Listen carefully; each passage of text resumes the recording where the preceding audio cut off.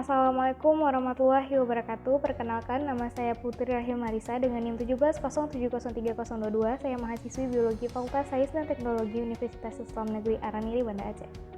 Di sini saya akan memaparkan penjelasan dari webinar tentang alga laut. Pada acara webinar tentang alga laut ini terdapat 3 pemateri yang akan menjelaskan tentang alga laut. Yang pertama, saya akan menjelaskan materi potensi rumput laut sebagai obat penyakit neurodegeneratif berdasarkan aktivitas neurotropiknya. Materi ini dijelaskan oleh Dr. Mariadiah Nur Meinita, MSc. Rumput laut adalah organisme autotrof yang sangat sederhana. Rumput laut merupakan tumbuhan tingkat rendah yang dikelompokkan ke dalam talopita, tidak memiliki diferensi organ seperti halnya tumbuhan tingkat tinggi, tidak mempunyai akar, batang, dan daun sejati. Rumput laut ini umumnya hidupnya melekat dan menempel pada substratnya. Dengan keanekaragaman dan kelimpahan yang tinggi, rumput laut mempunyai banyak potensi karena rumput laut ini mudah dibudidayakan. Mengenai penyakit neurodegeneratif adalah konsekutif dari penuaan otak secara patologis yang ditandai dengan rusaknya sel neuron, hilangnya atau matinya neuron spesifik, dan juga degradasi protein. Otak sebagai pusat saraf yang berfungsi mengenali organ tubuh.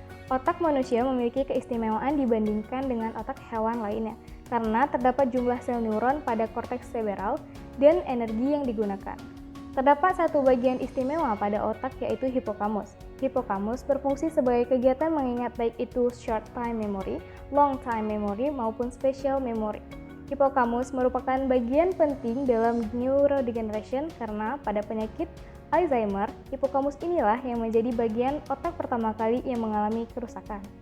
Ada beberapa faktor yang mempercepat akselerasi terjadinya neurodegeneratif, antara lain hilangnya profektor, hilangnya hormon, adanya stres oksidatif, mental stress, inflammation, berkurangnya level neutrofik faktor yang ada di sel neuron kita. Neutrofik faktor adalah senyawa-senyawa yang berukuran kecil yang mendukung pertumbuhan, keberlangsungan hidup, dan diferensiasi sel neuron. Jadi, kita berharap untuk menemukan senyawa-senyawa neutropik ini dari rumput laut. Rumput laut mengandung senyawa yang baik untuk kesehatan manusia. Gangguan neurogeneratif ini sering kali ditemukan pada orang yang berusia lanjut. Gangguan neurogeneratif disebut juga dengan demensia. Demensia ini digunakan untuk kondisi kehilangan ingatan, bahasa, pemecahan masalah, kemampuan berpikir, dan hal-hal lain yang mengganggu sistem neuron. Contohnya seperti penyakit Alzheimer. Pada penelitian ini digunakan hewan uji coba tikus dengan sampel 34 jenis rumput laut, dan dari 34 jenis tersebut terdapat 16 jenis rumput laut yang mempunyai new rate of growth promotion signifikan, dan dari 16 jenis rumput laut tadi 4 jenis rumput laut memiliki number of primary new rate signifikan.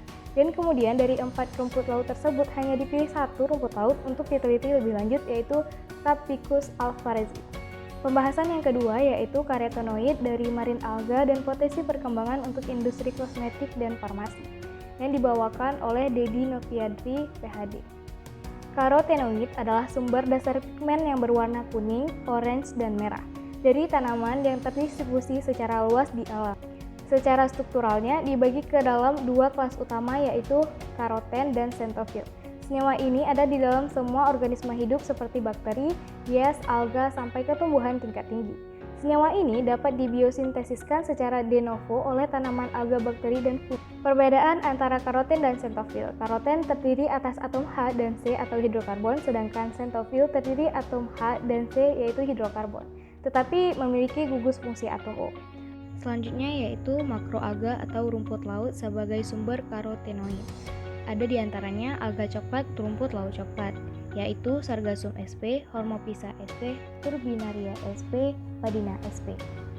Selanjutnya ada alga hijau atau rumput laut hijau, yaitu banyak mengandung ficonasantin. Di antaranya ada Halimeda sp, Paulerpa sp, Ulpa sp, dan Jotomorpha sp. Dan yang terakhir adalah alga merah atau rumput laut merah, terdiri dari Euchroma sp dan Gelidium sp. Untuk mengekstraksi karotenoid ini memiliki beberapa metode, yaitu metode konvensional dan metode non-konvensional.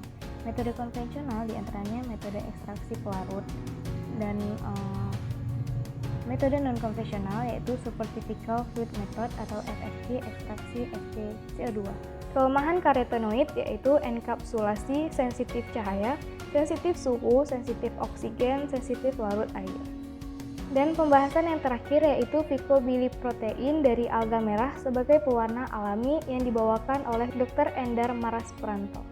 Phycoerythrin memiliki warna lebih ke arah merah, sedangkan phycocyanin memiliki warna kebiruan.